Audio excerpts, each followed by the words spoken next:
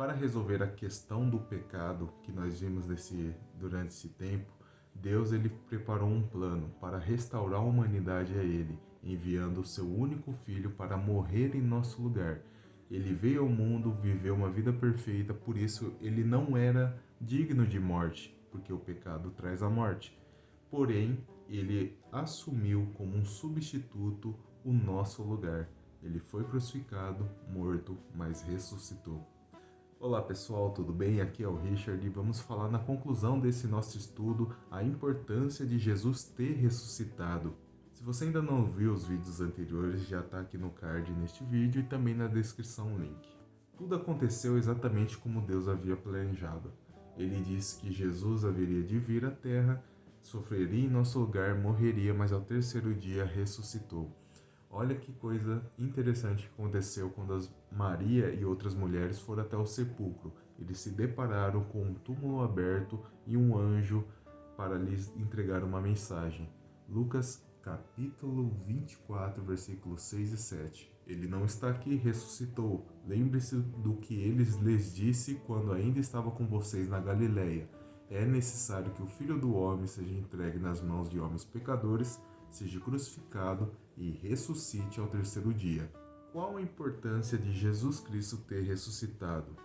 Deus disse que Jesus haveria de ressuscitar. O próprio Senhor Jesus disse que ele ressuscitaria. Também os seus discípulos, que posteriormente viraram apóstolos, eles testificaram da ressurreição de Jesus Cristo. Ou seja, se a ressurreição não aconteceu, a nossa fé é uma farsa. Tudo isso é uma farsa, esse vídeo é inútil, você pode parar aqui agora. Mas vamos ver na Bíblia, eu acho isso fantástico, como o Senhor cumpre aquilo que Ele fala, que suas palavras não são meras palavras lançadas ao vento. O que está escrito na palavra de Deus, ela vem para ser cumprida, ela se cumpre e nós podemos ver isso muito bem relatado. Então, o que a palavra de Deus disse a respeito da ressurreição de Jesus Cristo? Veja esse cenário quando o apóstolo Pedro, ele, depois de receber o Espírito Santo, ele prega para uma multidão e ele cita uma profecia que Deus havia dado para Davi, lá nos tempos passados do Antigo Testamento. Diz em Atos capítulo 2, versículo 23 ao 28. Este homem lhes foi entregue por propósito determinado e pré-conhecimento de Deus. E vocês, com a ajuda de homens perversos, o mataram, pregando-o na cruz. Mas Deus o ressuscitou dos mortos, rompendo os laços da morte, porque era impossível que a morte o retivesse. A respeito dele, disse Davi: Eu sempre vi o Senhor diante de mim, porque ele está à minha direita, não serei abalado. Por isso, o meu coração está alegre, a minha língua exulta, meu corpo também repousará em esperança, porque tu não me abandonarás no sepulcro, nem permitirás que o teu santo sofra decomposição. Tu me fizeste conhecer os caminhos da vida e me encherás de alegria na tua presença. Jesus mesmo disse que ele ressuscitaria, em Mateus capítulo 12, versículo 38 ao 40. Então, alguns dos fariseus e mestres da lei lhes perguntaram: Mestre, queremos ver um sinal miraculoso feito por ti. Ele respondeu: Uma geração perversa e adúltera pede um sinal miraculoso, mas nenhum sinal lhe será dado, exceto o sinal do profeta Jonas. Pois assim como Jonas esteve 3 dias e 3 noites no ventre de um grande peixe, assim o Filho do Homem ficará 3 dias e 3 noites no coração da terra.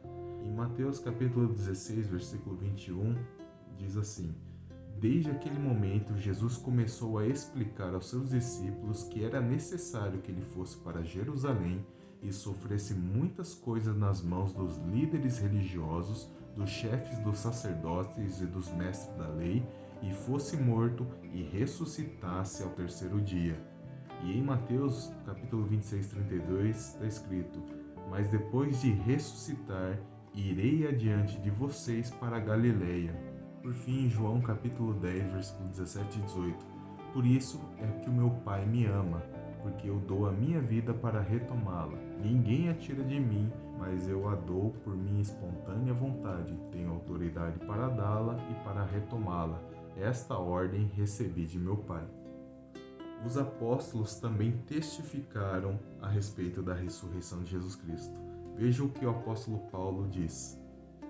Porque primeiramente vos entreguei o que eu também recebi, que Cristo morreu por nossos pecados, segundo as Escrituras, e que foi sepultado e que ressuscitou ao terceiro dia.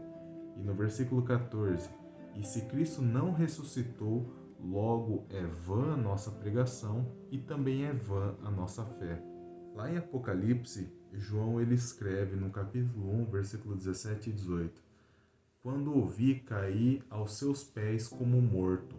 Então ele colocou a sua mão direita sobre mim e disse: Não tenha medo, eu sou o primeiro e o último, sou aquele que vive. Estive morto, mas agora estou vivo para todo sempre. Eu tenho as chaves da morte e do inferno. Que boa notícia! Jesus vive. E o que isso significa? Significa que ele de fato é quem ele disse ser. E o que Jesus disse a seu respeito? João capítulo 11, versículo 25 e 26. Disse-lhes Jesus: Eu sou a ressurreição e a vida. Aquele que crê em mim, ainda que morra, viverá. E quem vive e crê em mim, não morrerá eternamente. João capítulo 10, versículo 11. Eu sou o bom pastor.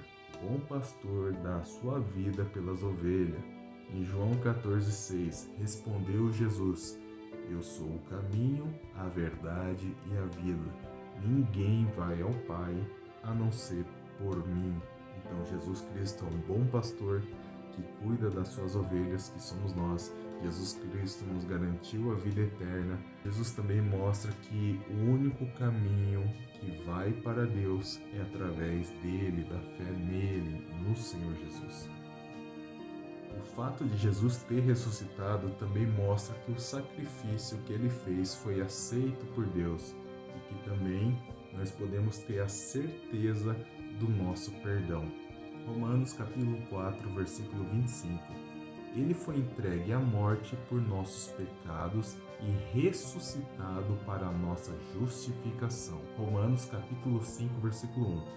Tendo sido, pois, justificados pela fé, temos paz com Deus por nosso Senhor Jesus Cristo. Nós vemos que a fé em Jesus Cristo nos torna justificados diante de Deus. Temos a garantia de que os nossos pecados foram pagos lá na cruz do Calvário. Podemos ver também que Jesus, ele subiu aos céus e está sentado hoje à direita de Deus Pai. E ele intercede por nós continuamente. Romanos capítulo 8, versículo 34. Foi Cristo Jesus que morreu, e mais, que ressuscitou e está à direita de Deus e também intercede por nós.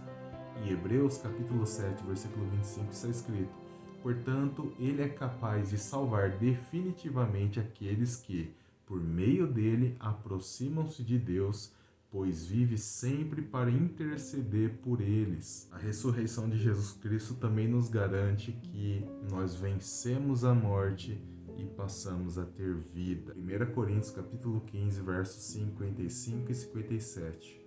Onde está a morte, a sua vitória, e onde está o inferno, o teu aguilhão?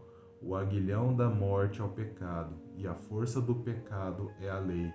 Mas graças a Deus que nos dá a vitória por meio de nosso Senhor Jesus Cristo. Além disso, a nossa ressurreição também está garantida. João capítulo 6, versículos 57 e 58. Da mesma forma como o Pai que vive me enviou, e eu vivo por causa do meu Pai, assim aquele que se alimenta de mim viverá por minha causa. Este é o pão que desceu do céu. Os antepassados de vocês comeram maná e morreram, mas aqueles que se alimentam deste pão viverá para sempre. João 14, 19. Dentro de um pouco tempo o mundo já não me verá mais. Vocês, porém, me verão, porque eu vivo, vocês também viverão. Romanos 8, 11. E se o Espírito daquele que ressuscitou Jesus dentre os mortos habita em vocês, aquele que ressuscitou a Cristo dentre os mortos também dará vida a seus corpos mortais por meio do seu Espírito que habita em vocês. Quem é esse que ressuscitou Jesus dos mortos? O Consolador. é o Espírito Santo de Deus, a terceira pessoa da Trindade. Jesus, antes de ser crucificado e morto, ele faz uma promessa aos discípulos lá em João 14. Ele diz assim que quando ele fosse, ele enviaria o Consolador. O Espírito Santo é Deus, é a terceira pessoa da Trindade e por isso ele habitaria em nós. Com o Espírito Santo habitando em nós, nós temos a garantia sobre as nossas fraquezas. Romanos capítulo 8, versículo 26. Da mesma forma, o Espírito nos ajuda em nossas fraquezas, pois não sabemos como orar, mas o próprio Espírito intercede por nós com gemidos inexprimíveis. Todos os que são guiados pelo Espírito de Deus são filhos de Deus. Agora o Espírito Santo passa a habitar dentro de nós. E lembra que nós temos a natureza pecaminosa ainda. Nós estamos sujeitos às nossas vontades e temos que lutar contra o pecado que habita em nós. Mas o Espírito Santo, que agora habita no mesmo lugar, ele nos ajuda em nossas fraquezas. Nós temos agora uma nova jornada, uma nova vida garantida através de Jesus Cristo. O problema do pecado foi de fato resolvido na cruz do Calvário. Agora nós temos uma batalha que é dizer não para nós mesmos, dizer não para as coisas que desagradam a Deus e passarmos a viver segundo a vontade do Senhor. Quem nos garante força para a gente viver a vontade do Senhor? O Espírito Santo, que habita em mim e habita em você. Se porventura você creu em Jesus Cristo, aceitou Ele como o único e suficiente Salvador, o Espírito Santo é quem vai te ajudar a viver segundo a vontade dEle.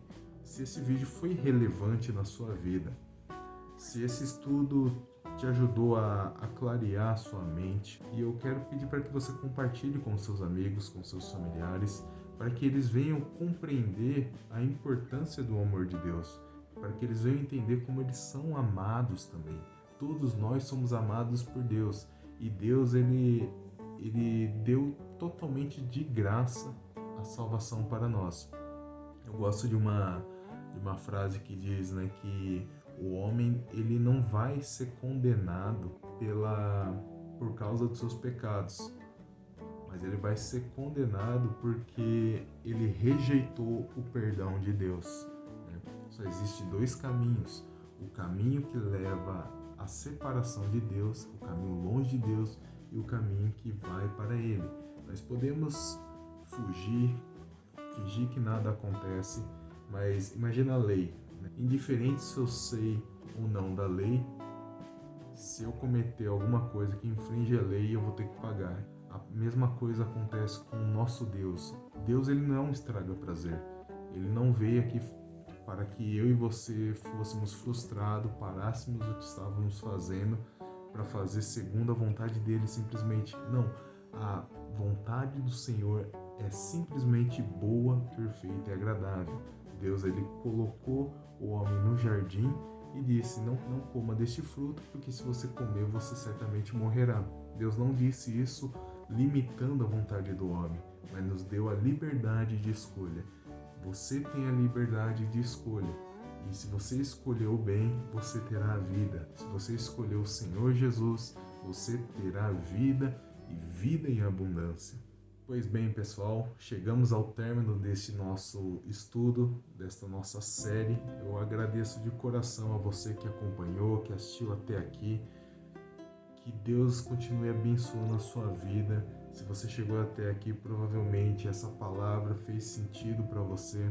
Se ainda restou alguma dúvida, deixa aqui nos comentários. Vamos garantir uma resposta clara. Queremos que as pessoas conheçam o amor de Deus, tenham compreensão clara, porque quando a pessoa entende o valor que ela tem diante de Deus, todos os nossos problemas se tornam tão pequenos perto daquilo que Deus nos tem preparado.